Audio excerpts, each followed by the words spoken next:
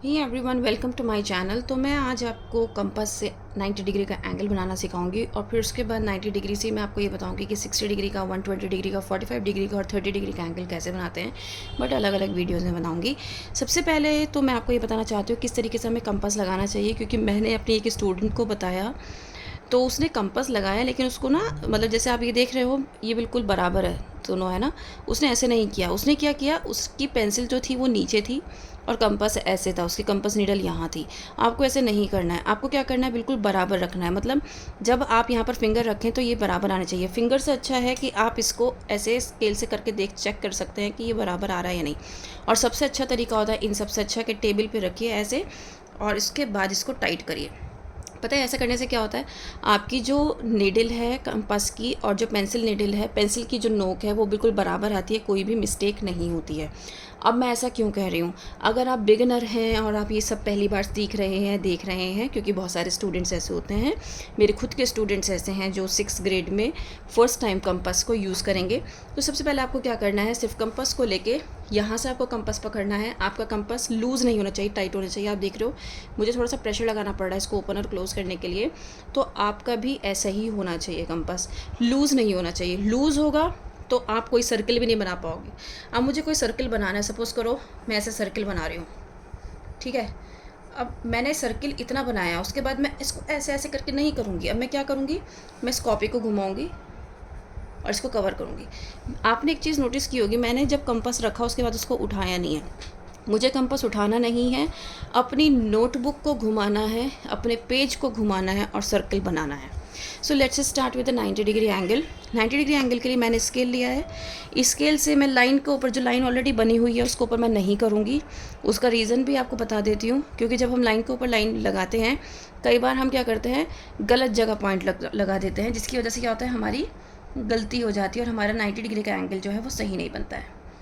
मैंने जो है ये जो लिया है, मैंने 5 सेंटीमीटर की लाइन ली है, ठीक है।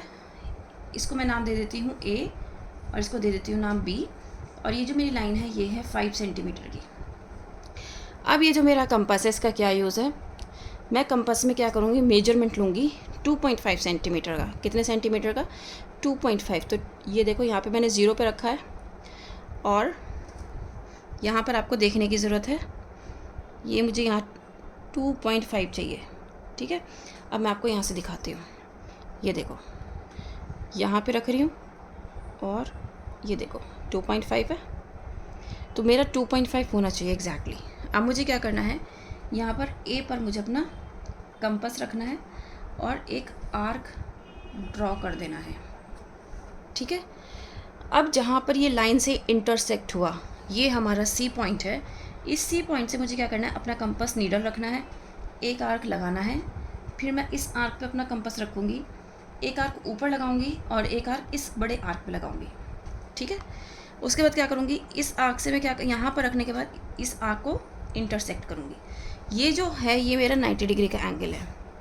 अब इसको जब मैं मिलाऊंगी, आप देखिएगा, इसको मैं मिला रही हूँ, ये मेरा 90 डिग्री का एंगल है। अब ये मेरा 90 डिग्री का एंगल बिल्कुल करेक्ट है। ये कैसे हम देख के बता सकते हैं, मैं देख के बता देती हूँ कि मेरा करेक्ट है या नहीं, मेरे स्टूडेंट का करेक्ट है या नहीं। सबसे पहला आपका ये जो डिस्टेंस होगा ना, यहाँ से इस आर्क तक का डिस्टेंस और इस लाइन से इस आर्क तक का डिस्टेंस जो है वो सेम होना चाहिए। अगर सेम है तो दैट मीन्स आपका 90 डिग्री का एंगल बिल्कुल करेक्ट है। दूसरी बात, कई बार क्योंकि हम फर्स्ट टाइम कंपास का यूज़ कर रहे हैं तो हम इसका भी टाइम जो यूज़ कर रहे हैं वो फर्स्ट टाइम कर रहे हैं, तो हम क्या करेंगे, इसको यहाँ पर रखेंगे। इस पॉइंट को मुझे अपने ए पॉइंट पे रखना है और इस लाइन को मुझे अपनी लाइन पर रखना है और फिर चेक करना है क्या ये 90 डिग्री आ रहा है या नहीं, ठीक है। तो अब आप यहाँ पे देखो, इस पॉइंट को मैंने इस पे रखा, यहाँ रखा, देखो मेरा 90 डिग्री बिल्कुल प्रॉपर आ रहा है, ठीक है। तो इस तरीके से आप क्या करोगे, 90 डिग्री का एंगल बनाओगे। अब ये जो हमने पहला आर्क लगाया था ये होता है हमारा 60 डिग्री का एंगल। ये कौन सा एंगल होता है हमारा, 60 डिग्री का एंगल होता है, ठीक है। और ये जो हमारा दूसरा आर्क लगा था ये होता है हमारा 120 डिग्री का एंगल। कौन सा एंगल होता है, 120 डिग्री का एंगल। अब मैंने ये 3 आर्क्स आपको बना के दिखाए। अब मुझे इसमें लेबलिंग भी करनी होती है, मुझे बताना होता है। तो जब मैं 90 डिग्री का बनाऊंगी तो मैं ऐसे बनाऊंगी और यहाँ पे लिख दूंगी 90 डिग्री। ये वाला एंगल मेरा 60 है तो मैंने यहाँ 60 लिख दिया। ये वाला जो एंगल है यहाँ से है ना इसकी लाइन, ये 120 है तो मैंने इसको 120 लिख दिया।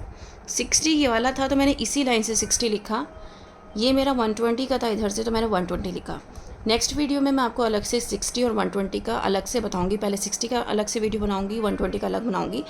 लेकिन क्योंकि एक 90 डिग्री का एंगल बन गया था तो मैंने सोचा क्यों ना मैं आपको इसमें बता दूँ। उम्मीद करती हूँ कि ये आपको समझ में आया होगा। अगर थोड़ा सा भी डाउट हो तो आप पूछ सकते हैं, मैं आपको फिर से एक्सप्लेन कर दूँगी। I have no issue. That's all from my side. Thank you so much.